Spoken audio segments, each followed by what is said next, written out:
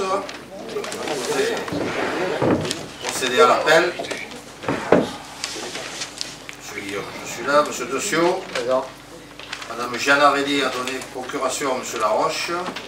Monsieur Laroche.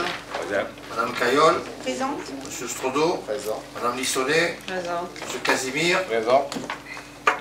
Madame Delagarde a donné procuration à Madame Caillol. Monsieur Chacre a donné procuration à Monsieur Dossio. Monsieur l'évêque m'a donné procuration. Madame Inter-Nicolas. Présente. Madame Mourin. Présente. Monsieur Stallone a donné procuration à Monsieur Casimir. Monsieur Bourillon. Monsieur Pro a donné procuration à Monsieur Strodo. Madame Ramous a donné procuration à Madame Garcia. Madame Guara a donné procuration à Madame Lissonnet. Madame Garcia. Madame Raymond. Monsieur Ducros sera un peu en retard. Monsieur Marconnet a donné procuration à Madame Mourin. Madame Clisson a donné procuration à Madame Inter-Nicolas. Madame Violo. Présente. Monsieur Egea. Madame Michelas a donné procuration à Madame Lucchini. Madame Lucchini. Présente. Monsieur Manterelli n'est pas là. Monsieur Siméon. Présent. Madame Bernardo. Présente. Madame Pelofi. Présente. Madame Monsieur Mazin. Présent. Et Monsieur Touchot. Présent, monsieur le maire.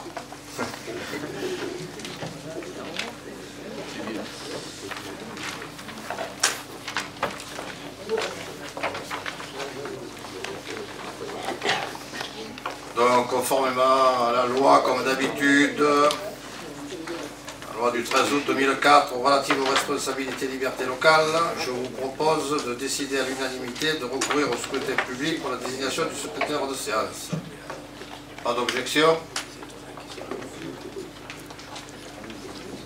Donc, je vous propose de désigner Madame Garcia comme secrétaire de séance. Y a-t-il d'autres candidats? Bien, Madame Garcia.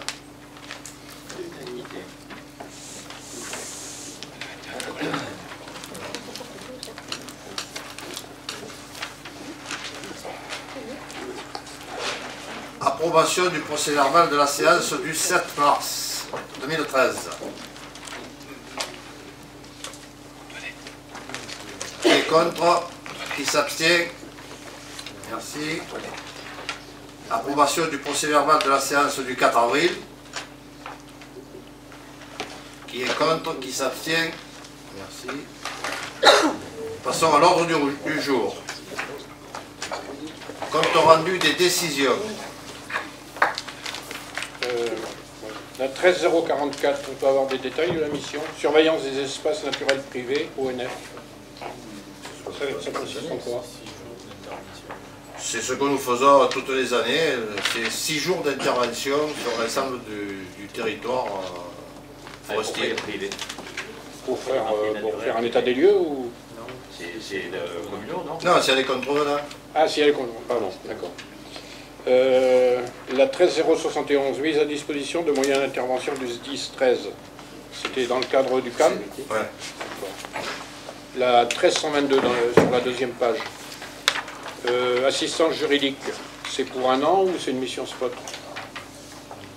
C'est pour un an. Pour un an, d'accord. Ensuite pour Henri, le 13048, Festivalis, pardon, 2013. Et il y C'est aura, pour les... il y aura un rapport là. Non, 45 000 €. Il y a un rapport là-dessus? Non, il y a un règlement. Non, je voulais savoir si ça comprenait l'ensemble des vedettes et tutti quanti. Tout. Voilà, c'est tout pour moi. La 13036 et la 13037, c'est les camions qui vendent pour la restauration, là? C'est les emplacements à l'année?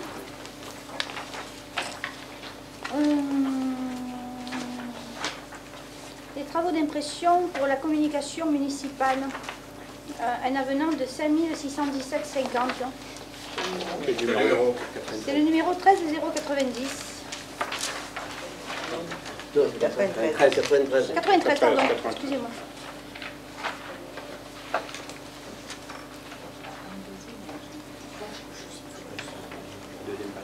Comment on devait payer moins cher? Non, on n'a jamais dit qu'on payait moins cher. Ben, c'est-à-dire qu'on ne devait pas avoir d'augmentation, puisque la publication qui était passée mensuelle devait diminuer le nombre de pages. Comme le nombre de pages n'a pas diminué, C'est peut-être pour ça qu'on a un avenant.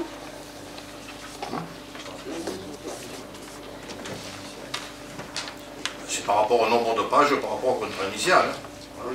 Oui, mais c'est bien ce que je vous disais. Donc vous nous aviez dit qu'il n'y aurait pas d'augmentation. Lorsque vous avez prévu la publication mensuelle, vous nous avez dit, faites pas de soucis, il n'y aurait pas d'augmentation parce que nous allons diminuer le nombre de pages. Nous avons bien vu que le nombre de pages n'a pas été diminué et nous nous apercevons que nous avons un avenant de 5617. Nous avons une augmentation lorsqu'il y a un nombre de pages supplémentaires. Il y a eu... Forcément, il y a un nombre de... Non, il y a eu un mois où il y a eu... je ne sais plus quel mois, là, le mois de mars, je crois, où il y a eu, donc... Mais forcément, sur l'année, il y a plus de pages comprises, puisque vous n'avez pas baissé le nombre de pages. Il y a pages. eu plus de pages que le marché divisé par deux. Voilà. C'est bien ce qu'on dit, voilà, c'est qu'il y a eu une augmentation de 5 617,50 € pour le flash qui est publié mensuellement. On est d'accord. Alors, la création du nouveau site internet de la ville. 38 340,17 €. Si de mémoire, je crois qu'on avait payé 22 990 pour réfléchir à sa conception. C'est ça ou pas? Il y a la MO dans un premier temps, et puis dans un deuxième temps, il y a la personne qui nous fait le site. D'accord. Donc on est à peu près à 60 000 € pour faire ce site. C'est Oui. ça? 60 000 € pour faire un site de la ville. C'est pas mal. Nous continuons. Et je crois qu'on a deux informaticiens, hein, c'est ça? Bon, ça n'a rien à voir. Dont un qui est ingénieur aussi. Oui. Oui, ingénieur en informatique, d'accord. Et Alors, Ce sont des techniciens, ce pas des informaticiens qui font des sites. oui, non, mais d'accord. Mais enfin, bon, lorsqu'on recrute un ingénieur à l'année, plus... il n'est pas ingénieur. Ah, il n'est pas ingénieur? Le deuxième n'est pas ingénieur? Des techniciens. Technicien. C'est pas ce que vous nous aviez dit à l'époque, mais enfin... Non, mais ils sont Alors, ingénieurs, travaux c'est d'amélioration pas en son forêt domaine de communale compétence. pour 13 455. Les travaux vont se faire où? Pour la 13 127. 1127.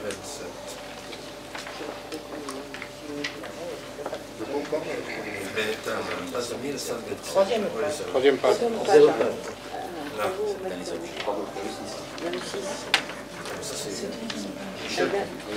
Je les ai pas là, mais c'est comme toutes les années, on a les opérations de remise en état de la forêt communale, par tranche et par site.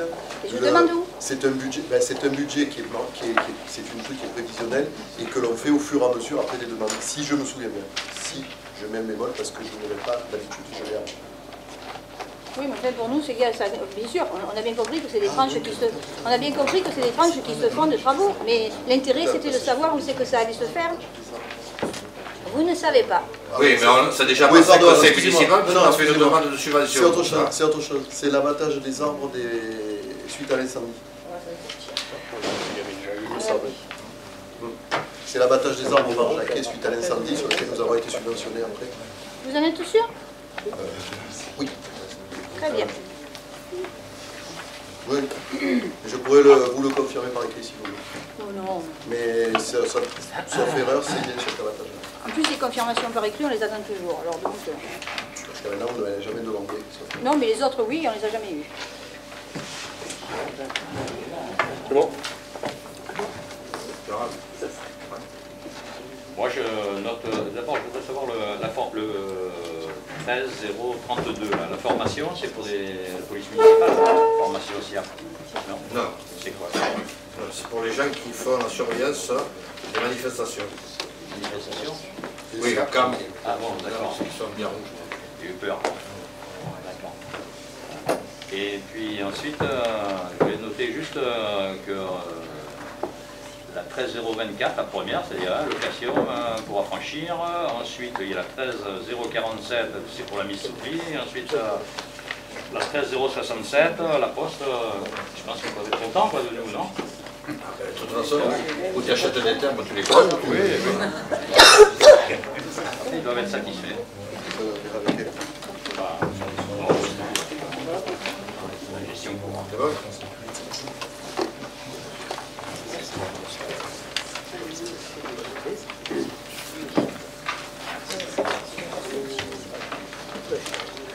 Bon, nous passons au rapport numéro 2. Composition de l'Assemblée délibérante de la communauté d'Aglo. Le présent présent projet de délibération qui est soumis au vote à cette Assemblée, s'agissant d'une nouvelle répartition des sièges par rapport aux 17 communes de la communauté d'Aglo, et la traduction de la loi dite « Réforme des collectivités territoriales » de décembre 2010, qui entrera en vigueur au terme des prochaines échéances municipales de mars 2014, et ce, jusqu'au 31 décembre 2015. La loi Richard du 31 décembre 2012 complète le dispositif juridique et permet, dans le cadre d'un accord local trouvé avant le 30 juin 2013 entre les communes membres de la communauté d'Aglo, de majorer le nombre maximal de conseillers communautaires.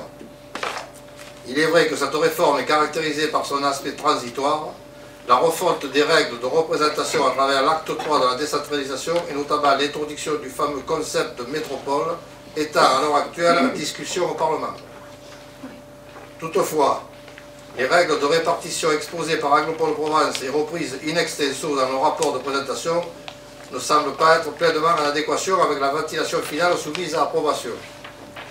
Si le calcul concernant la majoration de 25% du nombre maximal de conseillers communautaires par rapport au nombre résultant de l'application stricte de la loi ne saurait être remis en cause, puisque nous passons de 52 sièges à 65, c'est-à-dire 25%, un quart de 52, c'est-à-dire 13, 52 plus 13, ça fait bien 65. Il n'en va pas de même s'agissant de la ventilation par commune des sièges majorés. Après recalcul, un delta d'un siège en défaveur de la ville-centre au profit de la commune de Berletin a pu être observé. J'ai soulevé cet aspect auprès de la communauté d'agglomération afin de nous fournir un argumentaire exhaustif des clés de répartition qui ont été appliquées. N'ayant pas eu de réponse à ce sujet, donc les règles affichées doivent être sans ambiguïté et doivent faire l'objet d'aucune interprétation. Or, nous n'avons pas eu de retour de la communauté d'Aglo afin d'expliquer cet écart de siège. Je vous précise que cet écart de siège ne concerne pas la ville de Rognac. La ville de Rognac, de toute façon, quelle que soit la répartition, elle aura 5 sièges et c'est normal.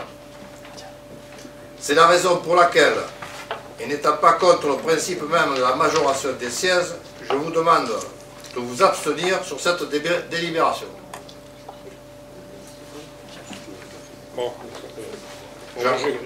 nous voterons contre parce que ça, déjà, si on regarde avant, Berre avait 11 sièges alors que Rognac en avait, je sais plus, 4, 7. Voilà. Bon, j'attire aussi l'attention des membres du conseil municipal qu'aux prochaines élections, on ira se coucher vers 2 h du matin, puisque les délégués communautaires vont être élus au suffrage universel. On sera peut-être obligé de revoter pour la métropole, puisque c'est au suffrage universel. Donc, ensuite, j'ai fait un petit calcul. Berre a 1940 habitants par siège. Rognac, 2354 habitants par siège. Et les communes de 1000 à 2500 habitants, c'est inférieur à 1000 habitants par siège. Donc je ne vois pas où est l'égalité. Et en conséquence, ce qui nous concerne, nous voterons contre. Bon, le calcul est très pertinent, effectivement. Ah ben, si on fait la moyenne de Salon, quand même, Salon-Berre, ça fait 2364 habitants par siège, si on met les deux communes. Alors, moi je pense que bon, on peut quand même se réjouir malgré tout que la loi est venue mettre un peu d'ordre là-dedans, parce que le nombre de conseillers communautaires n'a cessé de croître au fil du temps. Nous étions arrivés à 81 conseillers communautaires et 24 vice-présidents. J'ai lu que la nouvelle répartition, bon effectivement nous allons perdre 2 sièges par rapport à tout ça, mais il va y avoir que 15 vice-présidents. Moi ce qui m'intéresse c'est de savoir si déjà il y a eu un peu des discussions à ce sujet pour savoir quelles sont les villes qui vont être pénalisées. Parce que jusqu'à présent, toutes les villes qui font partie de l'Aglopole avaient au moins le maire qui était présent, avait au moins un poste de vice-président. On est 17, il y en a 15. Est-ce que vous avez une idée des maires qui vont passer à la trappe? Non. Les maires seront représentés, mais ils ne seront pas. C'est les deux communes les plus faibles, on va dire. Hein. Vous voulez dire Oran et la Barbaine? Berre et Salon. Berre et Salon. Berre et Salon. Non, mais bon, c'est... De toute toute façon, c'est le sens de la métropole aussi. C'est pas, ce qui est recherché, c'est pas la démocratie. Hein, je veux dire, c'est juste une question de siège, mais bon, on ne parle pas encore des sensibilités. Alors c'est vrai que dans 2 ans, enfin pas dans 2 ans, mais aux prochaines élections municipales, il y aura des candidats fléchés, des candidatures fléchées de manière à ce que toutes les sensibilités soient représentées. Mais en fait, pour l'instant, c'est pas le souci, même pas de l'Aglopole. Jusqu'à maintenant, ils n'ont rien demandé. Hein. Non, mais ils n'ont pas cherché à avoir des groupes d'opposition. Ça n'a jamais été leur souci, ça c'est sûr. Bon, mais justement, on peut dans leur belle mort, ben voilà. Mais pas au suffrage universel, ça ne changera pas. On peut se réjouir, si, il va y avoir une représentation à la proportionnelle par rapport au nombre de des gens qui sont élus, puisqu'on est fléché. On appliquera la loi, tout simplement. Hein. Non, bah, pour moi, c'est celui qui aura le plus de voix. Mais c'est complètement ridicule, parce que si sur une... Voilà. Imagine-toi qu'une liste, c'est du 26 au 33e, par exemple. Ils sont désignés à l'Aglopole et ils ne sont pas élus conseillers à la municipalité. Ça va être une pétaudière impossible. Ça dépendra à faire. Enfin, de toute façon, c'est pas possible, il faut être élu. Ouais, la diminution du nombre de conseillers et la diminution du nombre de vice-présidents va dans le bon sens, parce que malgré tout, c'était pléthorique et c'est quand même le contribuable qui paye toutes ces indemnités qui sont versées au président, enfin au vice-président, aux multiples vice-présidents. Enfin, de ce côté-là, c'est une bonne chose. Et puis ensuite, bon, moi, j'ose espérer qu'effectivement, le suffrage universel permettra la représentation des différents groupes à l'Aglopole, parce qu'ils s'y décident des choses quand même sans que les groupes d'opposition ne puissent s'y exprimer. De toute façon, bientôt, on aura 1 ou 2 sièges sur 238. Donc, je mets au voix. Qui est contre? Nous, on va être contre ça. Qui s'abstient? Bon, d'accord. Qui est pour? Personne.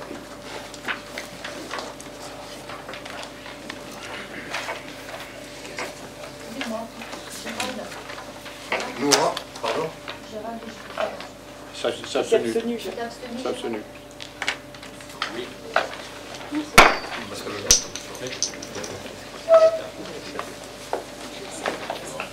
Nous passons au rapport numéro 3. Budget principal. Décision modificative numéro 1. Le budget principal a été voté en séance du 4 avril 2013. Certaines dépenses et certaines recettes n'étaient pas connues au moment de ce vote.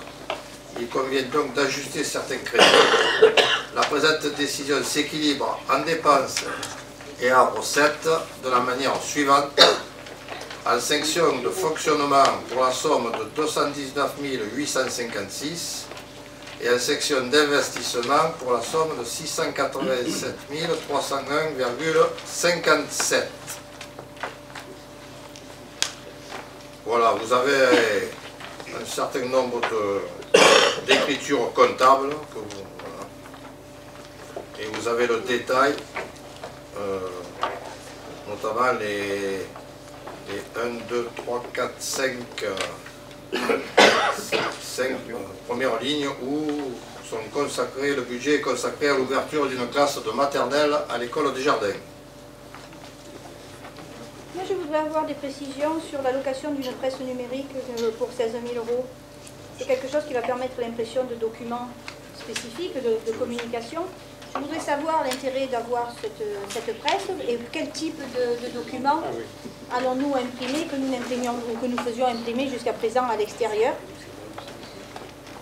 La presse numérique, c'était l'avantage d'une presse numérique, c'est que la différence avec une photocopieuse normale, il y a des références de couleurs immuables et à partir de là, on sait exactement, sans avoir à faire des essais ou sans avoir à envoyer, disons, des documents pour pouvoir se recaler sur les éléments de base, on a des références, des normes et qui sont automatiquement, vont nous permettre automatiquement d'avoir les couleurs que l'on désire. La deuxième chose, c'est que celle que l'on remplace ne donnait pas satisfaction à la com en termes de rendu et de résultats.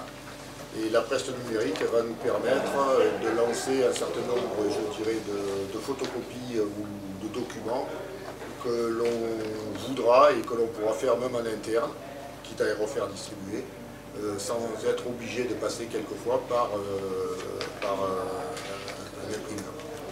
Quelle est la différence entre la location d'un photocopieur normal et d'une presse numérique en termes de coût? Une presse numérique, c'est beaucoup plus cher. Une presse numérique, c'est un équipement professionnel, oui, qui n'est pas à mettre entre toutes les mains. Il ne le sera pas mis d'ailleurs entre toutes les mains, et qui ne peut être donné qu'à des gens, des professionnels de la com.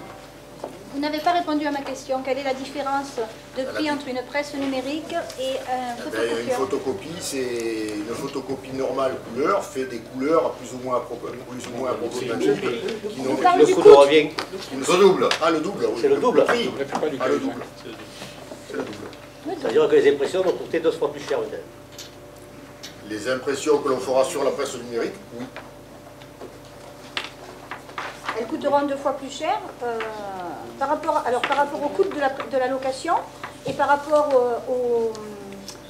à l'encre et tout ce que l'on doit utiliser ou pas? Non, mais par contre, il y en a qu'on sous-traitait, qu'on ne sous-traitera plus. Oui, mais c'est pas ce que je vous demande là. Ah, ben, on fera des économies d'un côté. Oui, mais les économies, on ne les a pas chiffrées. Donc, parce qu'on ne nous a pas dit quel type de document, peut-être est-ce des documents que vous allez créer en plus, justement, puisque j'ai demandé quel type de documents on sous-traitait à l'extérieur pour savoir pourquoi on va avoir recours à une presse numérique. L'organisation du service communication est en train de réfléchir sur les documents qu'elle peut faire en interne par rapport à ceux qu'elle sous-traitait. Ah d'accord, on achète d'abord, on réfléchit après. On loue. Oui, non, mais enfin, on loue d'abord et on réfléchit après. C'est ce que vous venez de me dire. Si vous voulez le présenter comme ça, vous pouvez. Ah non, c'est ce que vous venez de nous dire. Attendez. C'est ce que vous venez de nous dire. Oui, allez-y, franchement, allez-y. Présenter les choses d'une façon... Je ne présente rien. Déformer les choses et présenter les choses de la façon que vous voulez. Je vous explique que c'est un appareillage professionnel. C'est un appareillage de professionnels qui sert à des professionnels et qui va permettre d'avoir des références de type ISO couleur par couleur et qui répondent pas, et qui ne sont pas du tout du même niveau de qualité et d'exploitation qu'une simple imprimante. Ça, on a très bien compris, mais on ne sait pas encore à quoi ça va servir. Peut-être que vous ne le savez pas, mais nous aujourd'hui, on y réfléchit, on le sait. Si je vous dis qu'on y réfléchit, c'est parce que... Les flyers que l'on fait imprimer quand il y a des manifestations, ils seront faits en interne, entre autres. Les plaquettes pour les structures jeunesse, etc. Merci, monsieur Pacheville. De rien.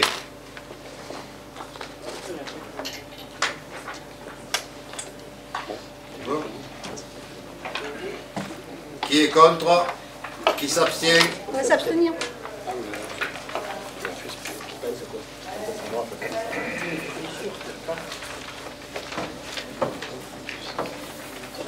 Nous passons au rapport numéro 4. Modification de la tarification des prestations de restauration scolaire.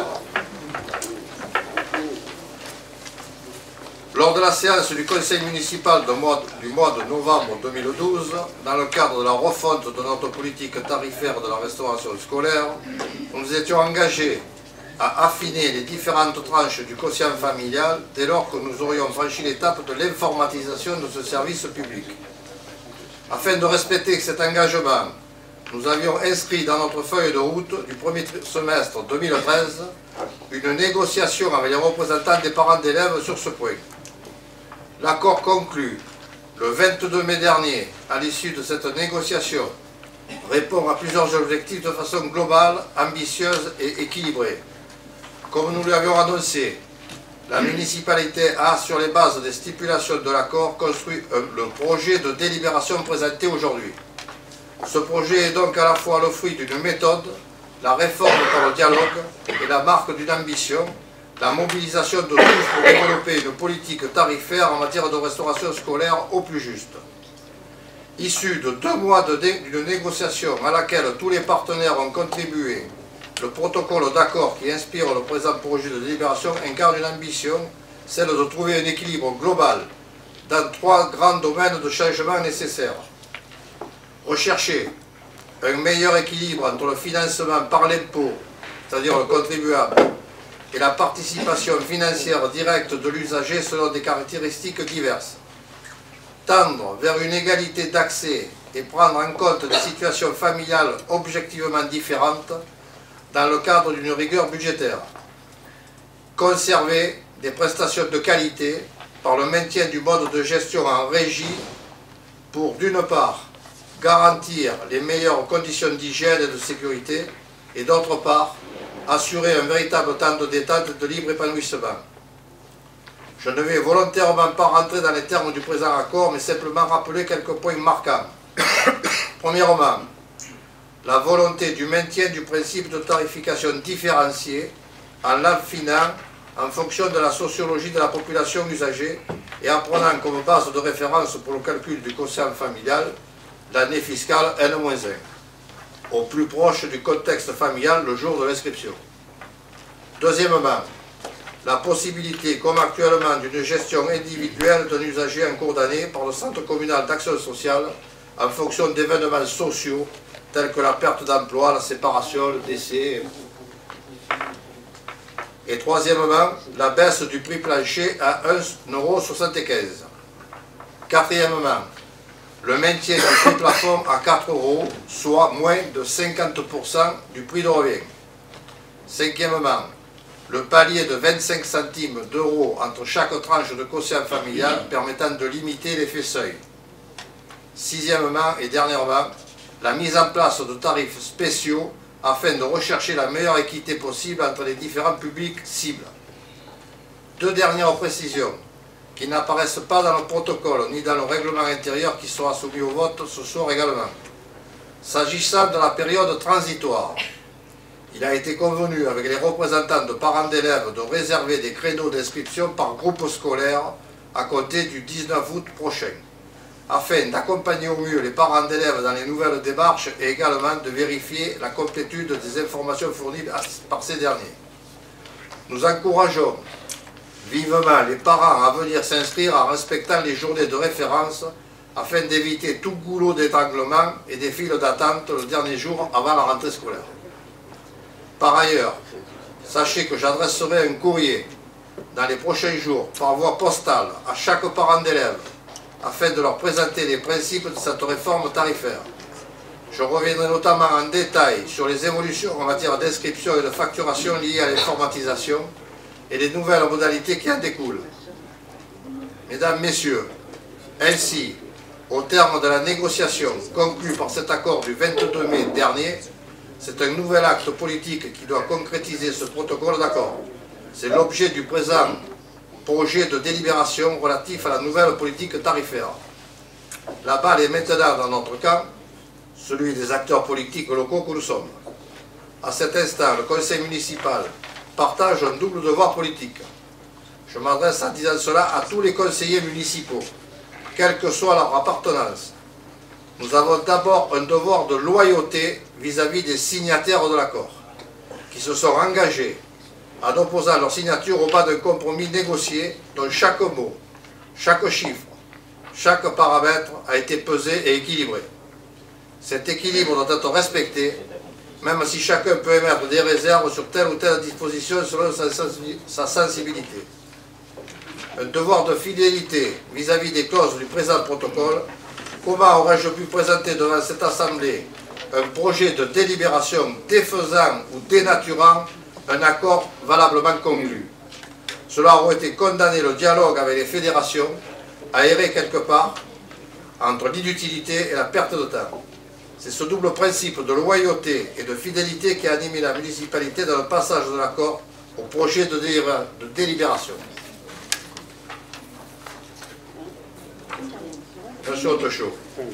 Oui, alors, c'est bien rare, mais pour une fois, vraiment, c'est la déclaration de monsieur le maire, vraiment, c'est quelque chose que je ne comprends absolument pas et que je réprouve même. Hein. Voilà. Mais je vais m'expliquer, j'ai préparé un petit texte et je vais m'en expliquer. Voilà. Parce que s'il y a quelque chose qu'on ne peut pas accepter en toute démocratie, du moins tant qu'on est dans une démocratie, c'est que le rôle des conseillers municipaux, je rappelle que nous représentons tous, qu'on soit de la majorité ou de l'opposition, on représente tous des Rognacais et des Rognacaises, des parents d'élèves et d'autres qui n'y sont pas. Et on a tous un rôle à jouer. La meilleure preuve, c'est qu'on nous a présenté en commission des finances ce projet. On nous présente encore ce soir Et c'est pas simplement pour du tout ou rien, quoi. Hein, on n'est pas là pour avaliser simplement, on n'est pas des pions. Voilà. En démocratie, c'est comme ça que ça marche. Voilà. Alors, j'ai préparé une petite déclaration. Voilà. Ce que je veux dire, c'est au mois de novembre 2012, notre Assemblée a décidé d'une nouvelle tarification des prestations de restauration scolaire basée sur le quotient familial. Cette nouvelle tarification permet le maintien du mode de gestion en régie et évite toute tentation de privatisation de ce service public de proximité. Depuis cette date, des discussions se sont engagées avec les représentants des fédérations de parents d'élèves pour affiner, améliorer la mise en place de cette nouvelle tarification. Ces discussions se soldent par un bon compromis, un compromis d'étape qui va dans le bon sens. Mais quelle déception! Quelle déception de voir cette nouvelle tarification, qui se veut très sociale, très solidaire, laisser ressurgir une vision strictement financière de l'action publique de notre commune. Je veux bien entendu parler du tarif panier repas pour les enfants allergiques, c'est-à-dire PAI. Concrètement, si on prend vos propres tableaux, pour la tranche médiane du quotient familial, 1000 à 1199. Pour un enfant qui mange normalement à la cantine, le tarif serait de 3 €. Et pour celui qui amène son panier repas, il serait de 2. Non seulement l'enfant amène son repas, mais en plus, vous lui facturez 2 €. Comme quoi, à Rognac, il vaut mieux être beau, riche et en bonne santé, ça coûte tout au moins un petit peu moins cher. On pourra toujours se consoler ses enfants et leurs parents en leur disant qu'au collège, ce service est gratuit. Et quand on leur en parle de cette augmentation, ils nous disent pour mettre un sac, un repas, un panier repas dans un frigo et le ressortir à midi, franchement faire payer, c'est quand même un peu bizarre. Alors voilà, à quoi correspondent ces 2 € si on fouille un petit peu de chauffage en hiver, à quelques sourires, beaucoup de bienveillance de la part du personnel, on peut se demander. Ce qui est certain, c'est que les parents paient le panier repas, ils paient en tant que contribuables et ils paient en plus ces 2 €. Ils travaillent tous les deux et donc font partie certainement des couches moyennes, voilà, c'est ça leur défaut. Pourtant, avoir un enfant atteint d'une maladie chronique, d'allergie et d'intolérance alimentaire bouleverse le quotidien de la famille. Les enfants apprennent à gérer leur maladie. Ils apprennent à reconnaître les signes de gravité d'une réaction ou tout simplement l'aliment auquel ils sont allergiques. Pour conclure, ou tout au moins commencer à conclure, sur ce sujet bien précis des PAI, je pense que vos discussions avec les représentants de parents d'élèves n'ont pas assez pris en compte le handicap de ces enfants, leur nombre, c'est-à-dire à peine 10 sur toute la commune. Je pense donc qu'une gestion communale, pour être solidaire et non strictement financière, doit s'adresser non seulement aux couches les plus modestes, mais également aux couches moyennes. Et enfin, je pense que la démocratie locale, la démocratie participative impose, quand on signe aventure, alors je reconnais, c'est une des premières fois, donc vous n'avez pas trop l'habitude, mais ça impose quoi? Des discussions, des échanges, des négociations avec les utilisateurs des services publics, en l'occurrence les parents d'élèves pour cette question-là, mais également, et dans tous les cas, avec les élus des groupes d'opposition. Ce n'est pas faire preuve d'un grand esprit démocratique que de nous présenter cet accord finalisé en commission des finances et en conseil municipal en nous disant en quelque sorte c'est à prendre ou à laisser. Nous représentons des parts importantes de la population, nous devons pouvoir émettre des propositions, des suggestions. Dans la situation où nous sommes, effectivement, il y a un accord qui a été conclu, signé, finalisé, signé, etc. Le seul moyen, à mon avis, de pouvoir évoluer, c'est pendant une année, le CCAS pourrait prendre en charge le coût du tarif PAI, je rappelle, c'est 10 enfants, hein, jusqu'à la prochaine réunion du comité de suivi qui pourrait être aussi élargi aux membres de la commission des finances. Mais en fait, de toute manière, d'une manière générale, il faut travailler avant, en amont. Il ne faut pas nous mettre devant le fait accompli. C'est pas comme ça que ça marche. Parce que sinon, d'une, il ne faut pas nier le rôle des utilisateurs, comme je disais tout à l'heure, en l'occurrence les parents d'élèves, mais il ne faut pas nier non plus les élus. tout le monde a des sensibilités différentes et peut amener quelque chose pour le bien-être de tous. Donc, profitons de toutes les énergies et travaillons autrement. La démocratie participative, c'est aussi ça. Voilà, moi j'ai terminé. Et ce que je propose, donc, j'aimerais bien avoir une réponse, c'est que le CCAS prenne en charge le coût du tarif pendant une année et jusqu'à la prochaine réunion du comité de suivi, qui est précisé dans le protocole d'accord. Le CCAS prend en charge en fonction des revenus des parents. Ça c'est déjà... Voilà. Non, mais pour l'instant, il ne prend pas en charge, puisque le panier repas, pour l'instant, c'est gratuit. C'est-à-dire que quand on parle d'augmentation, de bons d'augmentation, c'est eux qui vont avoir le plus énorme bon. Hein. Ils vont passer de 0 à 2 euros, 3 euros, etc. Moi, je voudrais intervenir aussi. Alors, Monsieur Touchot, nous ne sommes pas souvent d'accord, mais bon, je vais vous dire bravo pour votre intervention. Parce que... Ça dépend quand vous êtes dans l'opposition ou dans la majorité. Non, je vous parle que lorsque nous sommes dans l'opposition, enfin, jusqu'à présent, je n'avais pas cru que vous l'étiez, mais bon, aujourd'hui, peut-être un peu. Voilà. Dans l'opposition, je vous dis bravo, parce que ça va dans le sens du document que j'avais rédigé et que je vais lire, parce que je souhaite qu'il figure effectivement dans le procès-verbal du conseil municipal. Alors, eh bien, nous voilà à nouveau sur ce rapport qui, après son vote en décembre dernier, a fait polémique au point qu'une pétition vous a contraint à faire marche arrière, au moins temporairement. Élection oblige, nous ne sommes pas naïfs. Mon groupe avait été le seul à s'opposer à l'ineptie que vous aviez proposée en décembre dernier.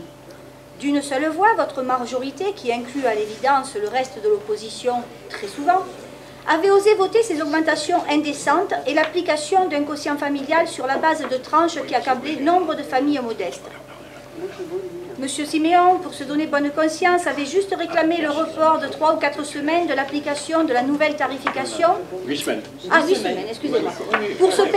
Pour permettre aux parents ne pouvant plus payer d'avoir le temps de se retourner. Mais c'est quoi la solution quand on ne peut plus payer pour que son enfant puisse continuer à bénéficier de ce qui est, pour certains, le seul repas équilibré de la journée? Bravo, hein, Monsieur Siméon, vous n'avez jamais reculé quand il s'est agi de soutenir la municipalité, et je pense que vous serez certainement récompensé dans les mois à venir. Si nous avons... Certainement. On verra. Un panier repas. Si l'on nous avait écouté... très bien, parce que je le dis à la fin. Si l'on nous avait écouté, nous, élus du groupe Agir Ensemble pour Rognac, vous auriez évité le ridicule d'être de nouveau autour de la table pour parler du sujet. Sauf que durant le temps écoulé, les familles ont fait les frais de votre politique qui ne ménage pas les familles, loin s'en faut. Chacun aura pu cerner votre méthode de travail qui fait fi de toute concertation en amont des dossiers. Les familles ont fait à 2 titres les frais de votre politique. Des augmentations entre 22 et 104% et l'instauration du ticket de couleur en fonction des revenus, procédé totalement discriminatoire. À ce sujet, j'ai rencontré des cadres du Trésor public de Berre qui m'ont déclaré être outrés d'avoir été mis en cause. Vous n'aviez pas le droit avec une affirmation mensongère publiée sur le journal local de les pointer du doigt alors qu'ils n'y étaient pour rien. Mais revenons à votre nouvelle tarification faite prétendument cette fois-ci dans la concertation. Et quelle concertation? Sur les 7 signatures du protocole figurent 3 noms au moins qui font d'entrée pencher la balance du côté de la majorité. Le maire, l'adjointe à l'enseignement et une employée de mairie.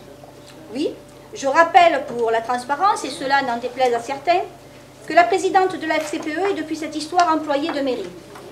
Le nom de la 4e signataire est celui d'une représentante PEP qui a eu la maladresse de clamer partout, du moins à ceux qui ont voulu l'entendre, qu'elle a rejoint votre future liste pour les élections 2014.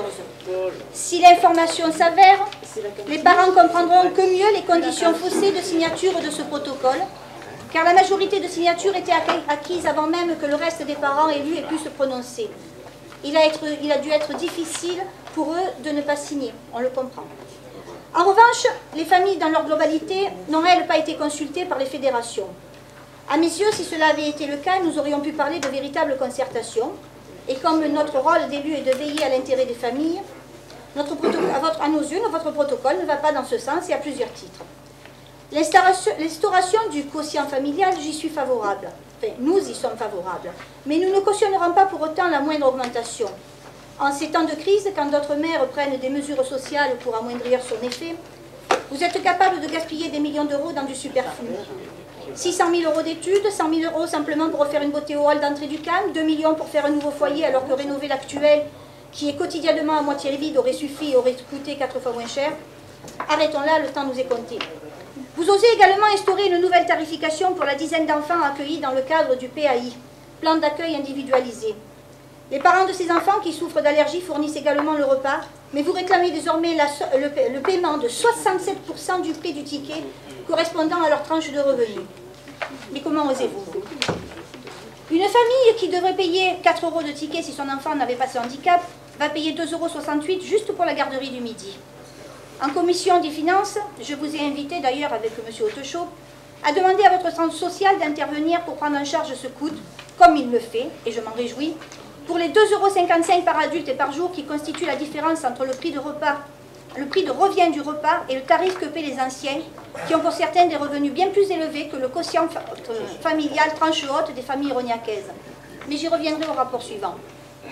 Nous continuons. Maintenant, les parents, même les plus modestes, qui auront fait l'erreur de ne pas prévoir un mois avant les jours où ils auront besoin occasionnellement que leur enfant aille à la cantine, vont payer 4,25 €, soit un tarif plus cher que le prix du ticket de l'enfant dont les parents sont les plus aisés.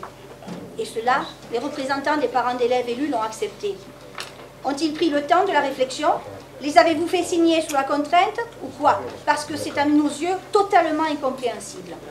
Enfin, une belle amélioration que votre informatisation.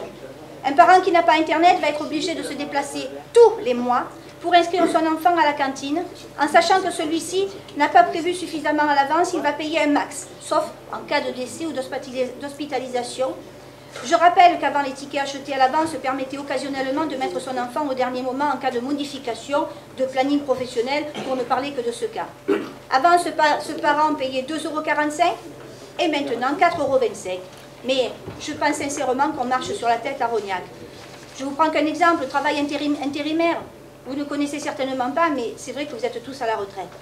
Allez, on va arrêter de perdre du temps et de l'énergie, car vous n'en ferez comme d'habitude qu'à votre tête.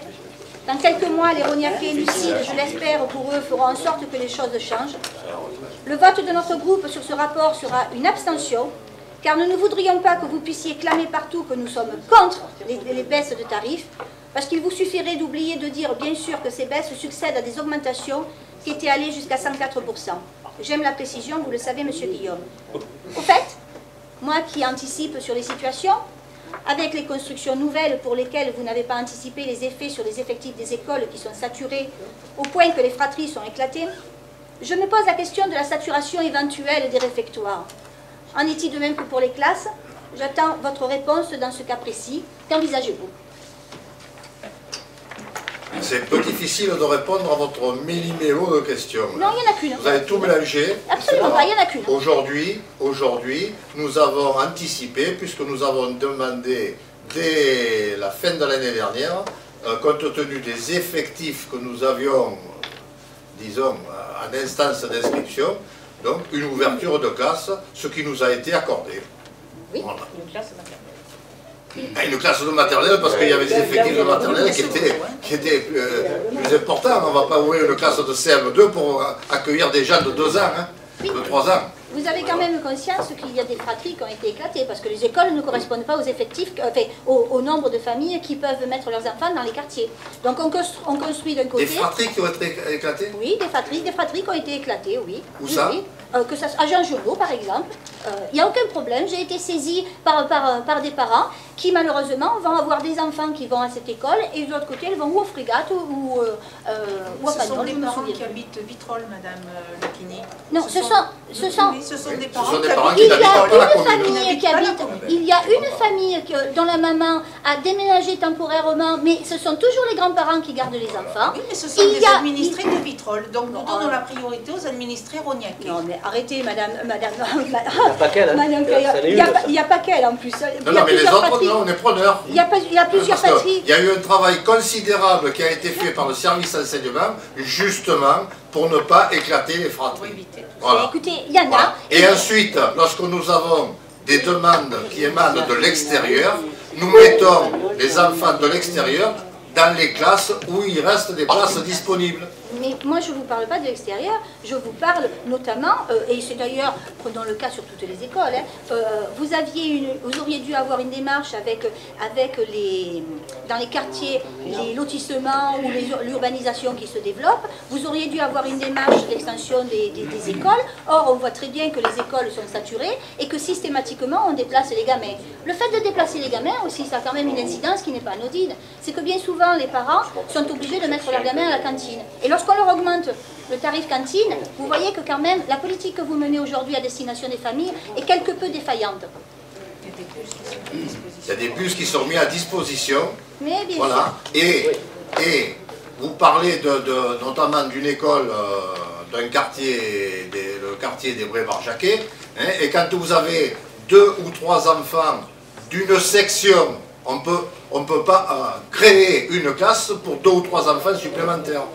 Voilà, on est obligé de les répartir. L'académie nous demande de répartir pour avoir des classes équivalentes. Eh bien, continuez sur cette voie, monsieur Guillaume, c'est parfait. Continuez. Nous construisons de partout, hein, des logements et les écoles restent à ce qu'elles étaient. Bon, elles étaient déjà saturées. Ben, écoutez, si selon vous la situation est correcte, eh ben, tant mieux. Ce n'est pas le cas et l'appréciation des parents qui sont contraints de mettre leurs enfants ailleurs. Voilà. Madame Lucchini, excusez-moi, mais la création ou l'ouverture d'une classe ne dépend absolument pas d'une municipalité, mais de l'éducation nationale. Monsieur Mazin peut peut-être nous le confirmer. Oui, c'est le DAZEN, oui, c'est clair. Voilà. C'est le DAZEN sur proposition des effectifs de l'inspecteur de circonscription qui ouvre ou qui ferme. Oui, voilà, c'est sûr. Mais je suis d'accord avec vous. Et tant qu'il n'y a pas 31 enfants en moyenne dans nos maternelles, il n'y aura pas d'ouverture de classe. De même, tant qu'il n'y a pas 27,5 d'enfants en moyenne dans les élémentaires, il n'y aura pas d'ouverture de classe. Et ce n'est pas nous qui le décidons. Mais quelles que soient les constructions qui soient. De ce côté-là, vous avez raison, mais vous savez très bien que nos écoles, les classes ne sont pas adaptées, c'est tout. Lorsque je vous dis que nous avons des classes qui sont, enfin, les effectifs qui sont déplacés dans d'autres écoles, c'est ce que je veux vous expliquer. C'est ce que l'Académie nous demande. Quand vous avez un effectif de 33 ou 34 dans une école et que vous avez un effectif de 20 dans une autre, l'Académie nous demande de déplacer l'équivalent de 3-4 élèves pour... Mais lorsque vous avez des effectifs importants comme les Brais-Barjaquet qui sont déplacés, que ce soit sur Pagnol ou ailleurs, l'Académie, si elle doit mettre un professeur, qu'elle le mette à Cramer parce qu'on a agrandi l'école pour avoir une classe supplémentaire. Elle ne va pas mettre un professeur à Cramer pour 3 élèves. Non, mais on regroupe... C'est-à-dire qu'on ne déplace pas ceux de Cramer à Pagnol, mais on déplace ceux de Pagnol à Cramer. Non, parce qu'il n'est pas possible de créer une classe. Il n'est pas possible de créer une classe tant qu'il n'y a pas 27,5 enfants en moyenne en élémentaire. Or, jusqu'à cette année, Madame Lucchini, jusqu'à cette année, l'école élémentaire Cramer était en sous-effectif. Et pourquoi on déplaçait les gosses alors? Pourquoi on déplace les gosses? On a quand même des bus. On ne déplace les gosses qu'en maternelle. D'accord. Tous les élémentaires sont accueillis dans leur quartier. Eh bien écoutez, apparemment vous avez toujours réponse à tout, c'est parfait. Hein. Sur le terrain, c'est différent. Eh bien, écoutez, on laissera l'appréciation aux parents, tout simplement. Tout à fait. Mais continuez comme ça, c'est vrai que c'est très intéressant. Une petite question là concernant les PAI. Alors je n'avais pas remarqué en commission des finances, je n'avais pas entendu ni remarqué que Mme Lucchini soutenait ma proposition du CCAS. Mais ça veut dire qu'il y a quand même une proposition sur 3. Non, on ne l'avait pas entendu. Je ne pense pas qu'il y ait grand monde qui l'a entendu. Mais après, bon, tant mieux. Je prends positif. Maintenant, je sais que vous êtes pour les logements sociaux, pour le quotient familial. Je n'en reviens pas. C'est pas ça la question. C'est bien que Mme Lucchini se réserve pour les caméras. Ah oui. Oui, non, monsieur Autochaud. Mais bon, je pense en positif. Ce que je veux dire, c'est que j'aimerais bien qu'il y ait une réponse, parce qu'il y a 2 groupes sur 3 d'opposition, au moins, qui posent la question à la majorité, de dire, voilà, les enfants amènent leur panier repas, et pour ça, ils vont avoir 1 € de différence avec les autres. Hein, pour la couche moyenne. Moi, ce qui m'intéresse pour l'instant, c'est la couche moyenne. La couche modeste, elle est préservée plus ou moins, enfin, elle est préservée par le quotient familial. Mais les couches moyennes, c'est qu'ils payent 3 €. Il y en a un, tout va lui être fourni pour 3 €, et l'autre, il faut qu'il amène tout, il faut que ses parents se débrouillent, préparent le repas. Vous avez la etc. ventilation, et il va payer que 2 vous avez la €. décomposition du prix du repas. C'est pour ça que j'ai dit, alors qu'est-ce qu'on leur fait payer? Un peu de chaleur en hiver, les sourires, et à la rigueur la bonne volonté du personnel. Le prix des denrées alimentaires ne représente que 30%. Il est nécessaire de nettoyer le micro-ondes, il est nécessaire de surveiller. Et au collège, non, c'est pas nécessaire de le faire, ça. Et ailleurs, c'est pas nécessaire. C'est pas nous qui gérons. Jusqu'à maintenant, ça nous va ruiner la cantine scolaire, ça. Ça ne va pas faire ruiner la cantine scolaire, mais chaque fois qu'il y aura un cas particulier de parents, disons, en difficulté, ça sera pris en charge par le social. Voilà. Et pourquoi? Puisque la commission de suivi doit se réunir d'ici 1 an à peu près pour évaluer un petit peu les conséquences réelles et l'évolution des populations de Rognac aussi, et les conséquences réelles de l'application de cette nouvelle tarification. Donc, pour quelles raisons, pendant cette année, eh ben, parce que nous avons travaillé avec les différents groupes de représentants de parents d'élèves. Voilà. Vous avez travaillé avec eux et vous n'avez pas travaillé avec les groupes, avec les autres élus. Non, le principal, et donc on est dans le faire. le principal, c'est quand même les intéressés, je sais pas. Moi. Mais c'est pas que les intéressés.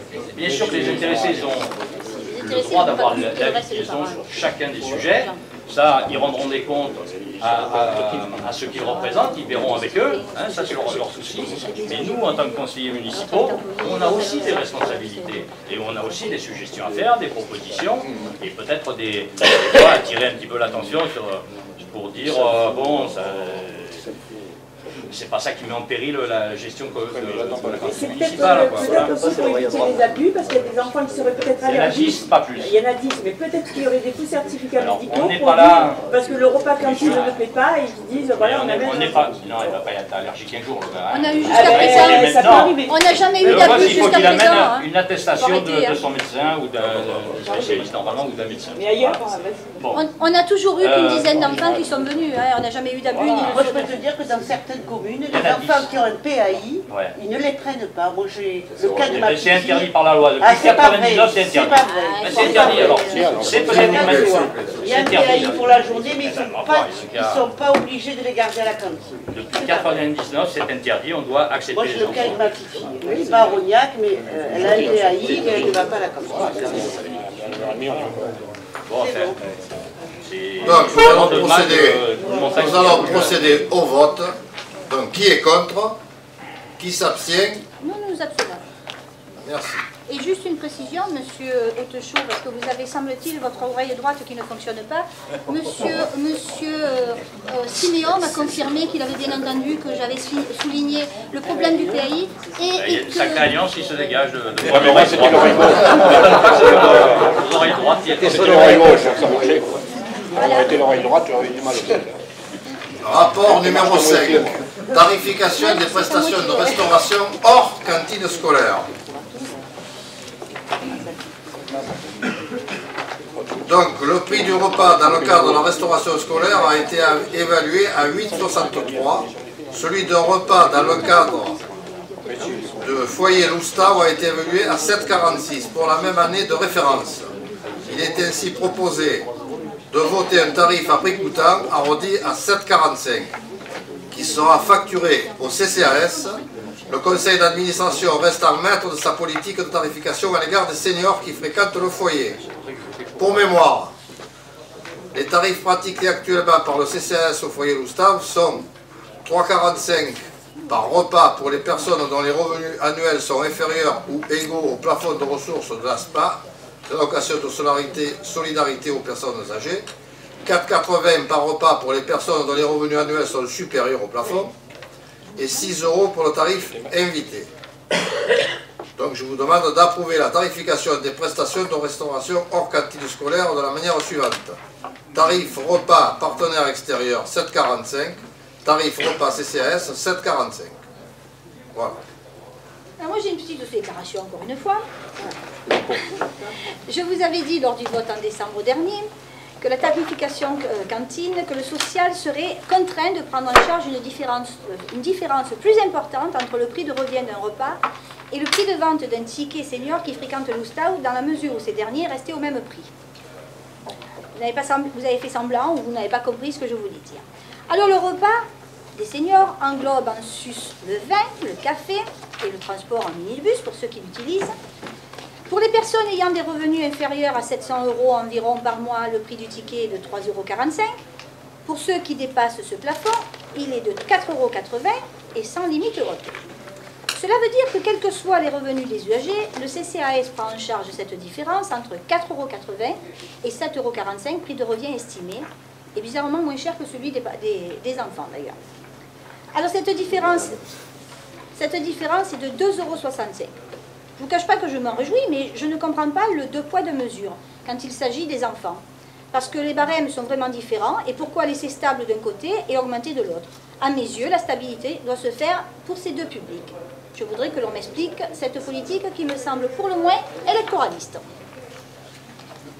Le prix du ticket de l'Oustat, du foyer, donc, c'est fixé par le conseil d'administration du CCAS. Donc vous êtes le président et pour lequel un adjoint au social siège. Il y a un adjoint au social, il y a des membres, il y en a deux là dans cette salle. Non, enfin, ne nous l'aurons pas, c'est quand même la municipalité qui décide de la politique qui est là-bas. J'ai été première adjointe, M. Guillaume, vous n'allez quand même pas me faire le coup de l'entité indépendante qui décide de sa tarification. D'autant plus que vous avez donné des consignes pour pas que ça augmente.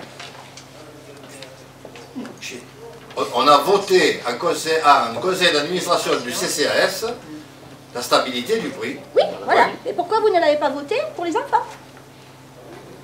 Est-ce que... Fermez la bouche, parce que ça fait bizarre. Il y a 1260 enfants qui fréquentent la cantine. C'est pour équilibrer par rapport aux contribuables, disons, de faire une participation. Mais comment vous osez dire ce genre? Mais comment je dois dire? Les voilà. jeunes contribuables les enfants, payent, et les même les enfants qui payent le tarif le plus élevé ne paient que 45% en gros du tarif. Écoutez, alors je vais vous dire... Je vous signale... Puisque vous voulez de l'équité entre les enfants et les seniors, vous allez construire un foyer pour 30 à 50 personnes qui vont au foyer pour 2 millions d'euros et vous n'avez pas rénové les écoles alors que vous aviez promis un plan de rénovation de 2 écoles par an. Je pense on n'a pas rénové les écoles. On aurait eu mais la prochaine fois, je vous donnerai, le prochain conseil municipal, je vous donnerai les sommes qui ont été consacrées. Ils sont dans le budget. Voilà. Allez voir. Oui, c'est vrai. En 2012, vous avez dépensé 100 000 € pour l'entretien des 12 000 écoles. Des 12 000 écoles, excusez-moi. 100 000 € pour les 12 écoles et en même temps, vous dépensiez à peu près la même somme pour faire... Figurez-vous que quand on change 100 000 €, quand on change les chaudières, quand on fait les huisseries, etc. N'aviez-vous pas promis un plan de rénovation totale de 2 écoles par an? Mais on a promis, mais le plan de tout. Alors ça veut dire qu'on travaille sur une école et qu'on laisse tomber les 11 autres. Ah non, on a travaillé, disons... Non, parce que sur les 6 ans, à 2 écoles par an, on aurait eu toutes les écoles rénovées. Voilà. Oui, mais on a travaillé sur toutes les écoles. Ah oui, mais à quel niveau? Vous êtes en train de me faire un parallèle entre... Vous êtes en train de... C'est pas le sujet, attendez, il faut arrêter. Attendez. l'équité entre les personnes âgées et les jeunes. Voilà, je rebondis sur ce que vous dites. Vous dites, je maintiens la stabilité du tarif pour les anciens, parce que par rapport à ce public... Il va y avoir un conseil d'administration, le conseil d'administration du CCAS prendra sa décision. Non mais vous l'avez dit, on garde la stabilité. Sur l'ancien conseil. N'essayez pas de noyer le poisson. Mais je ne noie rien du tout. Voilà, je veux dire, il y a 2 poids, 2 mesures. On maintient le prix, le tarif restauration pour les anciens, et on met le coup de masse derrière la tête des familles. Point à la ligne. C'est du concret, ça. C'est pas autre chose. C'est pas la peine. J'avais préparé quelque chose, c'est pas la peine que je vous dise de toute façon. Il faut noter, c'est qu'il y a 2 tranches à peine. Voilà. Ce qu'il faut noter, c'est qu'il y a 2 tranches. Madame Mépili, il y a une chose quand même qu'il faut qu'on vous dise une fois pour toutes, c'est que de toute façon, il n'y a aucun intérêt de débattre. Aucun. Pour le moment, vous êtes de toute façon dans le déni de tout ce que l'on fait. Quoi que ce soit. Donc il n'y a aucun intérêt. Ensuite, vous déformez, vous ne savez pas de quoi vous parlez. Laissez-moi parler. Vous ne savez pas de quoi vous parlez. Elle écrit que le PLU s'impose au SCOT. Elle mélange le BP et le CA, et il faut des cours, il faut que son voisin d'à côté lui fasse des cours pour lui expliquer. Elle est dans la vulgarité. Elle traite M. Jean, M. Guy Laroche de vieux de marchand de crevettes. Mais comment vous voulez qu'on débatte avec vous? Comment vous voulez qu'on débatte? On ne peut pas débattre. On ne peut pas débattre. Monsieur Dezieux, rapport numéro 5. Qui est contre? Passez. Alors, attendez. Du coup, on vient de nous faire le rapport numéro 5. La scène de théâtre. Donc, du qui coup, est contre? Qui s'abstient? On n'est pas contre. Voilà. Pour les personnages. Merci. Pour les personnages, c'est bien. Allez, lire ensemble. Rien que pour le mot ensemble, il faut qu'il étudie. Voilà. Rapport numéro 6. Versement de la subvention de l'Aglopole Provence dans le cadre de Lire Ensemble. Et comme on vous le présente toutes les années, Aglopole Provence verse une subvention dans le cadre des manifestations de la médiathèque, et pour pouvoir toucher cette subvention, nous sommes obligés de le passer au conseil municipal. Cette subvention est de 1 700 € payée au budget de la médiathèque. Qui est contre? Qui s'abstient? Merci.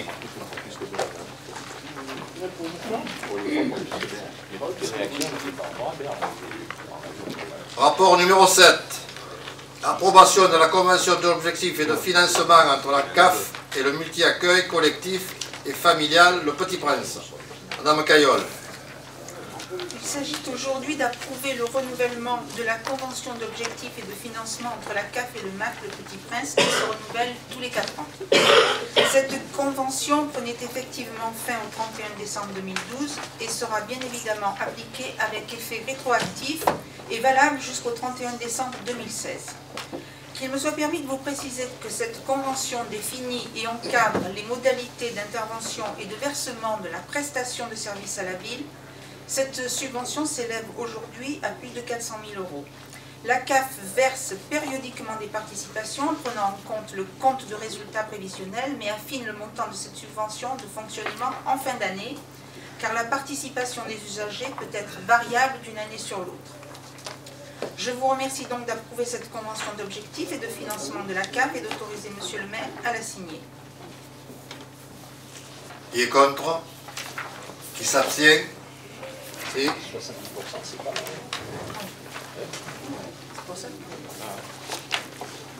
Rapport numéro 8. Subvention exceptionnelle aux associations locales. Monsieur Casimir. Lors de la séance du 4 avril dernier, le conseil municipal a voté les subventions accordées aux associations locales. Il est proposé lors de cette séance d'accorder des subventions exceptionnelles liées à des projets.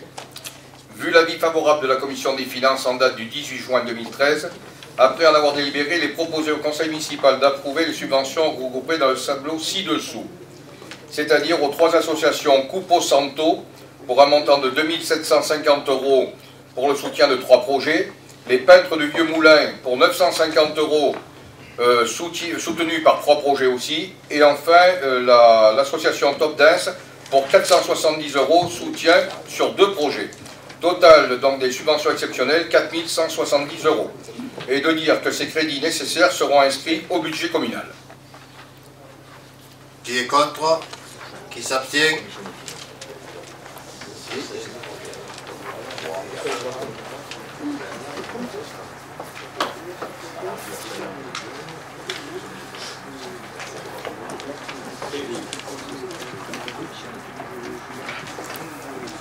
Rapport numéro 9.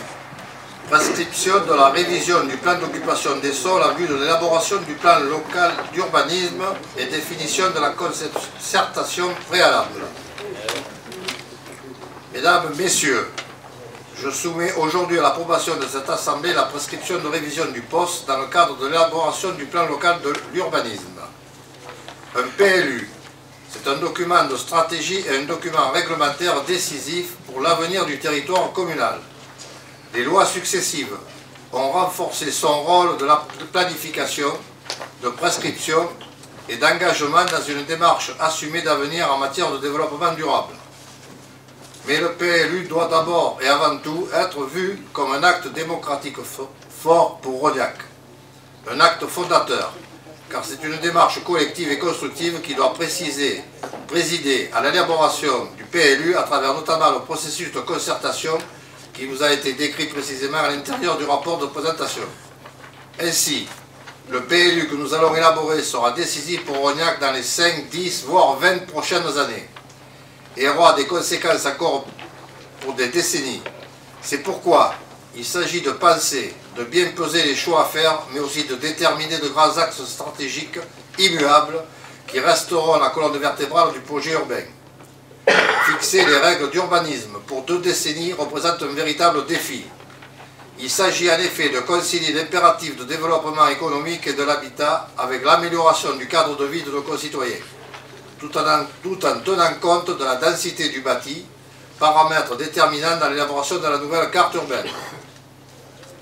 Cette réflexion du passage du POS en PLU s'appuiera en premier lieu sur le diagnostic, qui dressera un état des lieux et un bilan des évolutions observées ces dernières années dans des domaines aussi divers que la démographie, le logement, les activités économiques, l'environnement et le cadre de vie, la vie culturelle et sociale, les équipements, etc. Pour être sans ambiguïté, afin d'éviter toute polémique naissante sur le sujet, il convient de préciser que cette phase de diagnostic à laquelle je faisais référence il y a un instant durera à minima 12 mois. Ainsi, que tout le monde se rassure au sein de cette Assemblée, aucune décision de fond concernant l'avenir de notre territoire ne sera prise avant les échéances électorales de mars 2014, par respect de la démocratie et par cohérence par rapport au projet politique qui sera choisi par les Rognacais. Le PLU est aussi un acte démocratique, au sens où le règlement qui nous sera présenté à la fin du processus, c'est-à-dire dans quelques années, devra apporter des réponses concrètes aux attentes de nos concitoyens. Je pense notamment à la maîtrise de l'étalement urbain, à l'évolution démographique modérée de notre cité, à la préservation de nos espaces naturels et agricoles, à l'impossibilité de construire des immeubles de grande hauteur, à la réduction de la circulation automobile en cœur de ville, au développement des transports en commun en site propre, sans pour autant que cela se fasse au détriment du stationnement. Voici quelques pistes de réflexion qui pourront faire l'objet de débats lors de nos différentes rencontres.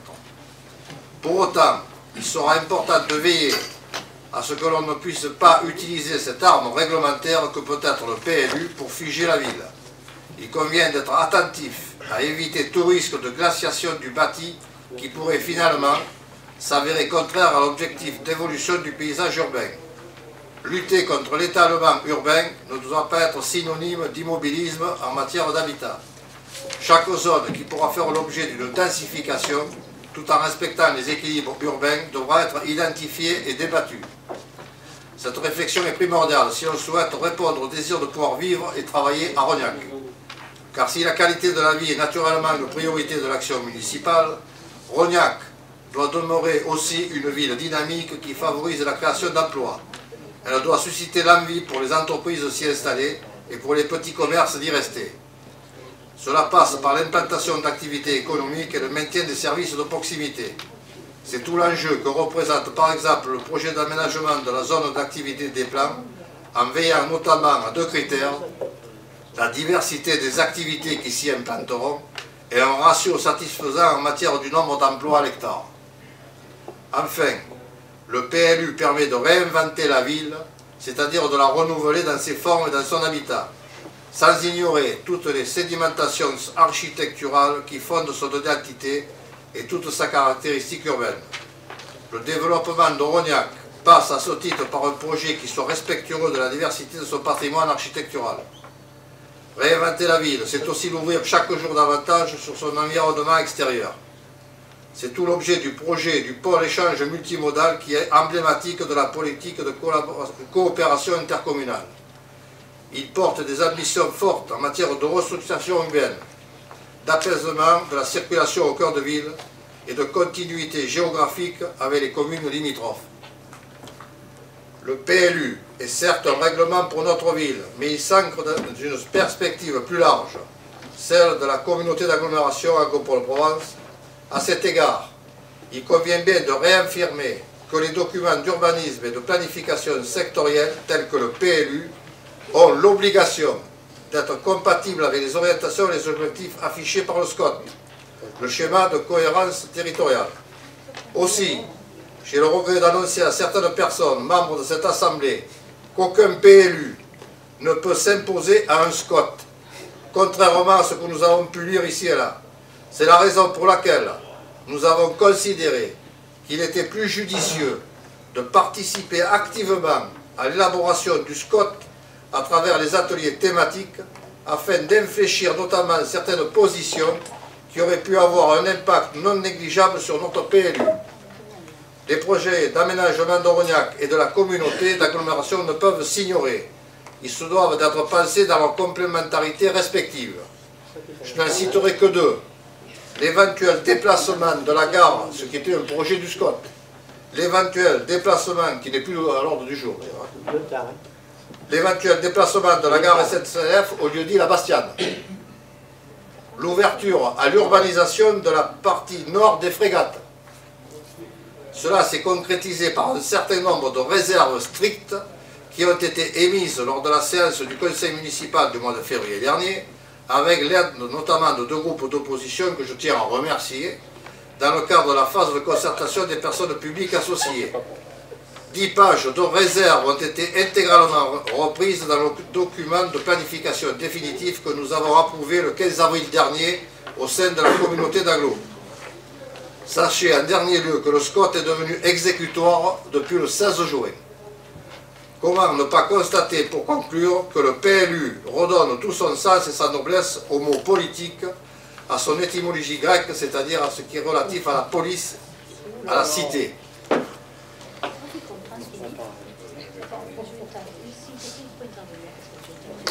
Allez, on va faire une petite décoration. Déclaration, pardon. J'aurais dû parier et j'aurais gagné. En publiant sur mon journal un article relatif à votre immobilisme vis-à-vis du PLU, je voulais provoquer un sursaut de votre part. Eh bien le voilà. Et dire que vous m'accusez de ne pas être force de proposition. J'en souris, car combien de fois indirectement je vous ai fait changer d'avis ou avancer. Prenons la prenons la vidéoprotection pour ne prendre qu'un exemple, mais chaque fois que de temps perdu. En fait, que les membres de notre Assemblée sachent que c'est l'évolution du projet de métropole et du transfert éventuel de la compétence urbanisme qui m'a fait agir de la sorte. En filigrane, les débats de nos parlementaires laissaient entendre que les communes qui avaient commencé la mise à l'étude de leur PLU poursuivraient leur action, qui du coup ne serait pas récupérée par la métropole. Rien n'est encore arrêté, mais l'adage dit qu'il vaut mieux prévenir que guérir. En 2009, notre Assemblée a voté près de 60 000 € pour missionner des cabinets qui devaient nous accompagner dans l'élaboration de notre PLU. Depuis, vous en conviendrez, jamais plus nous n'avons abordé la question. J'ai cru comprendre que les 10 cabinets avaient eu quelques difficultés pour faire exprimer à la municipalité la vision qu'elle a du futur Rognac, susceptible de répondre aux besoins et aux attentes des générations à venir. Moi qui connais bien cette municipalité, je n'en suis pas étonnée. Il aura donc suffi de quelques lignes sur mon journal pour que ce rapport apparaisse. Vous le nierez, mais peu importe, c'est le résultat qui est important. Je vous signale que votre journal, il date de quand? Début juin. Début juin. Et le travail sur le SCOT, les coïncidences sont comme vous. Début de l'année dernière. Je ne parle pas du SCOT, je parle du PLU. Personnellement, je regrette le temps perdu car le SCOT, le schéma de cohérence territoriale dans ces circonstances, va de fait s'imposer à notre PLU, alors que si ce dernier avait été élaboré en amont, c'est tout naturellement que la vision du futur Rognac qu'ont les élus et la population rognacaise qui aurait été sans doute prise en compte au niveau de l'agglo. Je rappelle que lorsque l'agglo a élaboré son SCOT, peu de Rognacais ont été informés de la démarche et ont ainsi pu s'exprimer. C'est donc à distance que des décisions ont été prises. Des décisions qui vont nous imposer des zones d'habitation, d'activités commerciales ou autres sur notre territoire, à des endroits que nous n'aurions peut-être pas choisis. Notre PLU à venir, il faut le savoir, ne pourra être que plus restrictif par rapport aux décisions déjà arrêtées à distance sur l'évolution de notre ville, et pas l'inverse. Bien d'autres communes n'ont pas attendu l'approbation du SCOT, car c'est un document supracommunal. Salon, Pélissane, Aiguière, Alens, Saint-Chamas, pour ne prendre que celle-là, ont déjà approuvé leur PLU. Ce temps perdu nous sera préjudiciable, notamment en matière d'économie, car quelle que soit l'équipe qui sera élue en mars prochain, il lui faudra attendre l'approbation de ce document d'urbanisme pour passer aux actes, notamment en matière de création de zones d'activité. Un PLU, c'est entre 3 et 4 ans. Je ne cesse de le dire, la gestion communale ne se résume pas à vos investissements type foyer, école de musique ou autre, d'autant que nous les avions auparavant. Et aussi coûteux puissent être ces investissements, il est malheureusement clair qu'ils ne seront pas une grande avancée. Au contraire, les frais de fonctionnement s'alourdiront et n'oublions pas qu'ils sont à la charge du contribuable. En revanche, pas un emploi, pas plus qu'un seul euro de recettes en retour, alors que notre ville va en avoir cruellement besoin dans les années à venir. Une fois encore, je ne vous féliciterai pas, j'en suis désolée, mais les conséquences de votre gestion, comme votre absence de vision, nous les touchons du doigt, et elles vont être très pénalisantes dans les années à venir pour Rognac et sa population. Espérons que cette dernière, devant ce type de rapport, comprendra les enjeux que représente mars 2014. Je regrette que tu ne lises pas, parce qu'il y a 2 ans, j'ai publié un article dans la revue municipale sur le PLU. C'est dommage, je demandais absolument à ce que le PLU... pas majoritaire, toi. Non, à la fin, justement, dans les articles. Que le PLU soit... Mis en place, absolument. Ben, c'est très bien. Donc je pense que c'est peut-être mon article qui a fait, parce que tout le monde se vante que son article a fait... La réaction a été longue. La réaction a été longue, voilà. Enfin, de toute façon, le PLU se met en place. Effectivement, la métropole aurait pu nous embêter. Il faut quand même savoir, comme l'a dit le maire, que le bilan, il y en a pour 12 mois, donc ça n'engage en aucun cas la future municipalité. Et en ce qui concerne le volet économique, ça n'empêche pas de mener en parallèle la mise en place d'une zone d'activité, parce que même dans ce domaine, il faut entre 2 et 3 ans, voire 4 ans, pour mettre en place une zone d'activité. Il faut savoir que la zone dans Suez, la Redonne, il y en a pour 5 ans. On aurait pu le faire avant, justement. Oui, sauf que depuis 10 ans, Madame Lucchini, je me suis attaché à acquérir tous les terrains qui étaient à la vente dans cette zone d'activité de manière à maîtriser le foncier. Et vous en avez fait quoi depuis? Pardon? Et vous en avez fait quoi depuis? Ils sont dans le patrimoine communal. Oui, ils sont dans le patrimoine. Voilà. Et enfin, ça rapporte rien pour l'instant, on n'a pas bougé. Ils sont dans le patrimoine. Lorsqu'on voit l'état de notre zone... Pour l'instant, il y a plus de 50 propriétaires, je vous signale. Je ne comprends pas ce que vous voulez dire. Et je vous comprends, on vous expliquera. Voilà. Et par contre, les communes que vous avez citées, elles seront obligées de faire des rectificatifs à leur PLU pour se mettre en conformité avec le SCOT. Oui. Et c'est pas le SCOT qui va se mettre en conformité avec leur PLU. J'ai jamais dit que le SCOT n'était pas un document qui s'imposait au PLU, bien au contraire. Mais lorsqu'il y a l'élaboration du SCOT, l'aglopole avec les PLU établis, très naturellement, c'est une question de représentation politique. Avec vous, c'est peut-être un peu différent, mais les maires qui sont un peu représentatifs, on fait prendre en compte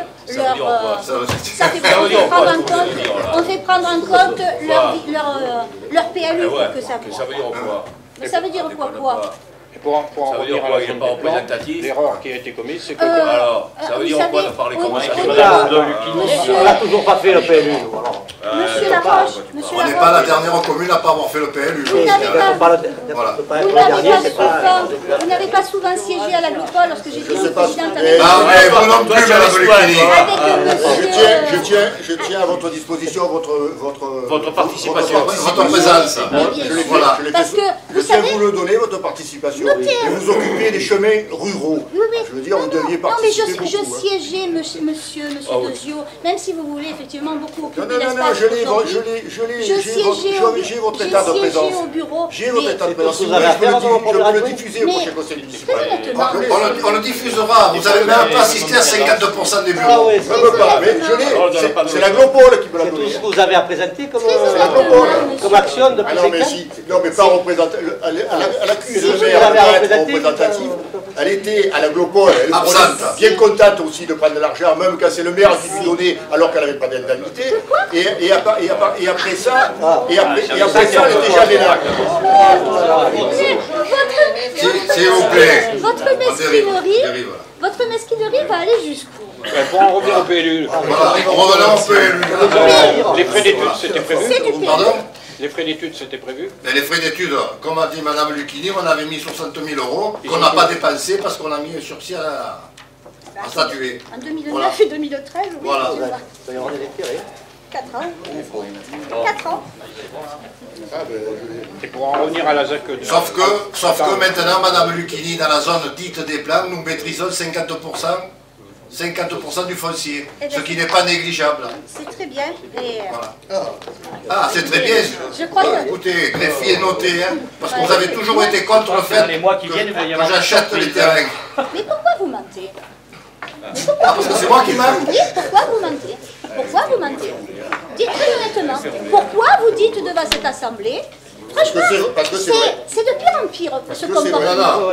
C'est de pire en pire, monsieur Guillaume. Non, moi, Mme Lucchini, je ne mens pas. Je dis la vérité, même si des fois, la vérité, elle n'est pas toujours bonne à dire. Arrêtez, monsieur Guillaume. Voilà. Arrêtez, parce que là, franchement, il y a des choses que je risque de vous mettre sous les yeux qui vont vous faire mal. Alors, arrêtez avec le mensonge. Là, je vous le dis, arrêtez. Il ne faut pas s'aventurer sur ce chemin avec moi. Vous n'allez pas gagner. Avec moi, vous ne gagnerez pas là-dessus. Ouais, avec vous, on sait à quoi s'en tenir. Chaque fois que vous sortez de bafouille, on sait c'est farci de c'est pas des bafouilles que je risque de sortir si vous sortez des mensonges aussi gros que ce que vous venez de le faire. Bon, on a quand même ces hectares. Donc, prescription de la révision du plan d'occupation des sols. Il faut mieux que vous fassiez autre chose. Non, attends, on peut convaincre. Non, mais pour le maire, je parle. Qui est contre? Qui s'abstient? Merci. Rapport numéro 10. On va s'amuser là. Ouais, on va s'amuser, mais on s'amusera. Vente par la commune de la parcelle cadastrée AD 332, elle passe des Pins 3. Monsieur et Madame Marini ont racheté la maison à Monsieur et Madame Nérou. Lorsque nous avons réalisé l'impasse des Pins 3, il avait été fait un échange entre Monsieur Nérou et la commune et il s'agit donc d'une régularisation pour, je suppose, 11 mètres carrés. Voilà, donc je vous propose d'échanger à l'euro symbolique. Voilà, sachant que la première régulation a déjà été faite avec Monsieur Nérou. Qui est contre? Qui s'abstient? Merci. Rapport numéro 11. Signature d'une convention de servitude au profit de RDF pour la parcelle CB 292. Mais ça aussi, comme nous le faisons assez régulièrement, lorsqu'il s'agit de faire passer soit une ligne, soit installer un transfo, etc., nous signons une convention de servitude au profit de RDF ou de Gaz de France, etc. En l'occurrence, là, il s'agit de RDF sur une longueur à peu près de 5 mètres pour faire passer 5 canalisations souterraines qui vont accueillir des fourreaux. Qui est contre? Qui s'abstient?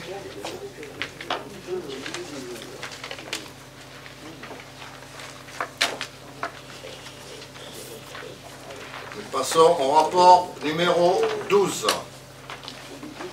Approbation du nouveau règlement de fonctionnement de la crèche familiale et collective. Madame Caillol.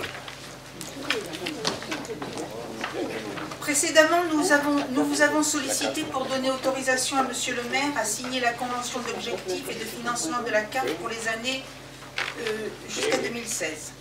Vous l'avez compris, ce financement ne peut avoir lieu que dans la mesure où les collectivités, comme la nôtre, s'obligent à appliquer un certain nombre de points fixés par la CAF. Aujourd'hui, donc, pour faire suite à une circulaire 105-2011 du 29 juin 2011 et complétée par les corrections demandées par courrier de la CAF du 19 février dernier, il convient de procéder à la modification du règlement de fonctionnement de la crèche familiale et collective de notre commune. Je vous rappelle d'ailleurs que ce règlement est obligatoirement adressé à la CAF pour une mise en conformité. Pour une meilleure lisibilité, les modifications apportées au règlement apparaissent en couleur, vous l'avez sans doute vu. Je ne sais pas s'il est nécessaire que j'en fasse lecture de tous ces points, sans doute non, à moins que ce soit nécessaire pour l'Assemblée. Non, c'est pas Nous avons profité donc de ces quelques changements que la CAF a souhaité que nous fassions, demandés par la CAF, pour réorganiser le règlement de fonctionnement.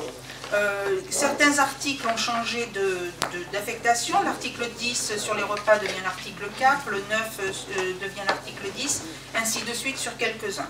D'autres précisions nous ont apparu utiles pour parfaire ce règlement.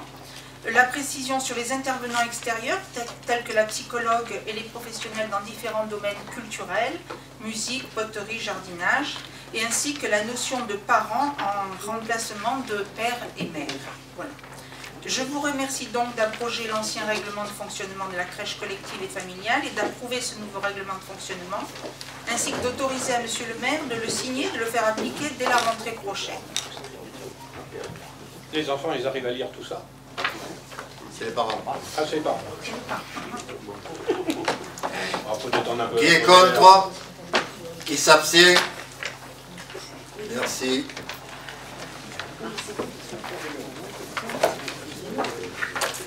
Rapport numéro 13. Modification du règlement intérieur accueil de loisirs sans hébergement, le MAS.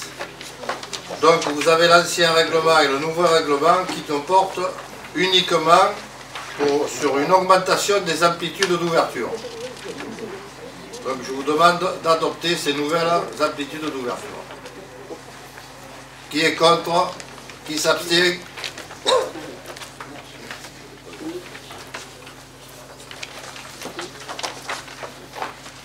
Rapport numéro 14. Modification du règlement intérieur accueil de loisirs sans hébergement, le MASE. C'est la même chose. Augmentation des amplitudes d'ouverture pour répondre à la demande des utilisateurs. Qui est contre? Qui s'abstient? Merci. Et donc ça va augmenter nos... Comment dire, il y a un personnel d'accompagnement qui accompagne... donc je suppose que le montant des prestations, prochain contrat avec comment c'est l'UFCV, il y a des fortes chances que ce soit un peu plus élevé. On a voté là.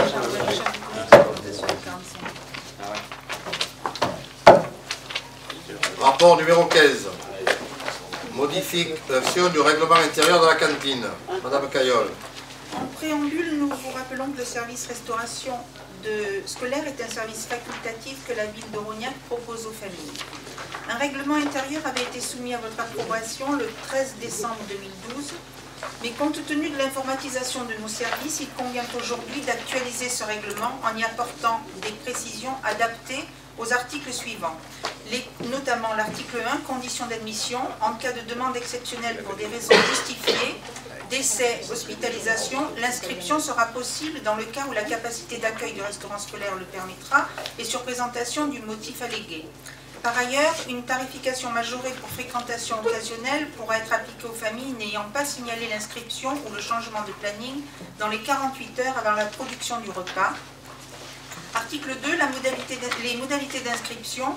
Les fiches d'inscription distribuées à tous les enfants fréquentant les écoles sera dûment complétées, portant approbation du règlement intérieur et remise au service scolaire municipal avant la première réservation du repas qui se déroulera durant l'été. Les réservations de repas suivantes seront mensuelles et devront être effectuées au service scolaire municipal ou par Internet du 10 au 28 de chaque mois pour le mois suivant, selon le calendrier prédéfini avec modification possible jusqu'à 48 heures avant la production des repas. Et d'autre part, il nous est apparu intéressant de faire figurer cette précision à l'article 4 sur les menus. Les menus respectent les recommandations du ministère de la Santé, GEMRCN, et la neutralité religieuse auquel doit se conformer la mairie de Rognac. Le GMRCN veut dire Groupe d'études des marchés de restauration collective et nutrition, notamment en ce qui concerne les grammages. Les autres articles demeurent inchangés. Qui est contre? Qui s'abstient? Nous sommes contre par rapport à l'article sur la majoration de la fréquentation occasionnelle. pas entendu ce que vous avez dit. L'article sur la fréquentation occasionnelle. En cas de décès ou d'hospitalisation, au majeur de repas. On est contre par rapport à cet article-là.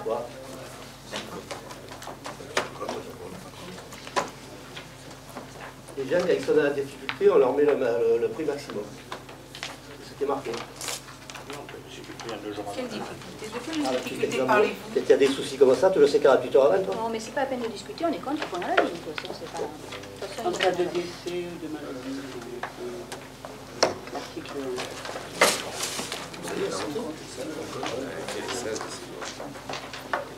Rapport numéro 16.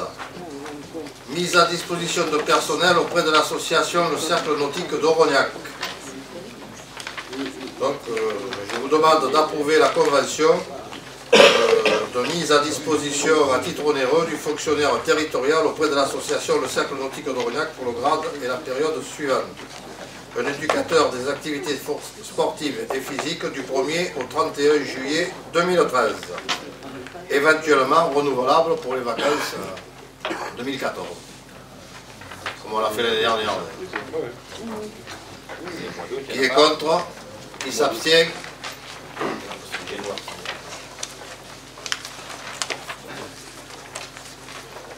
Rapport numéro 17. Convention d'organisation des commissions de sélection professionnelle par le Centre de gestion de la fonction publique territoriale des Bouches-du-Rhône.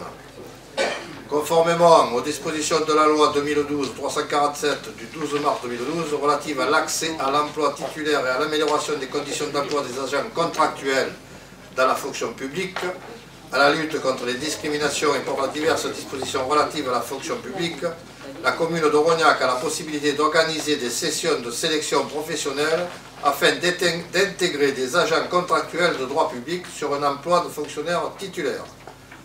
Au vu du rapport présenté par le comité technique paritaire du 7 février 2013 sur le dispositif de titularisation, il s'avère qu'un agent remplit les conditions requises pour être éligible dans ce cadre des sélections professionnelles. Donc je vous demande d'approuver la convention d'organisation des commissions professionnelles par le centre de gestion et donc de m'autoriser à signer cette convention. Une question. À l'article 2, qui désigne les fonctionnaires de la commune?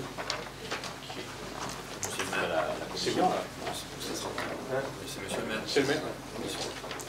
Merci. Qui c'est qui est concerné là, sans me donner un nom, dans quel service, quelle catégorie? Il s'agit d'un cadre B technicien du service informatique. Et la convention est valable? La convention est une convention tout simplement nationale que l'on décline localement. Elle est valable dans tous les cas, nous on est concerné sur un seul cas. Et concrètement, ça se traduit par l'organisation d'un examen professionnel de manière locale plutôt que de manière régionale ou nationale. Merci. Qui est contre? Qui s'abstient?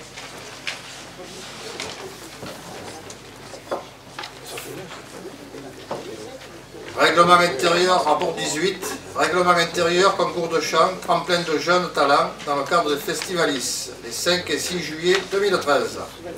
Monsieur Casimir. Un concours de chant de jeunes talents est organisé le 5 et 6 juillet 2013 dans le cadre des Festivalis. Le chemin de la scène étant long et difficile, ce concours présente de nombreux avantages pour les jeunes talents. Se faire connaître, car ce type de concours est souvent relié par la presse. Faire de la scène, d'autant plus que les candidats seront accompagnés par des musiciens professionnels et se présenteront devant un public averti, car ils assureront les premières parties des parrains stars tels que Émile et Images et François Feldman. Donc ils doivent gérer leur track, évidemment, gagner en humilité, recevoir un avis professionnel car le jury est composé de professionnels.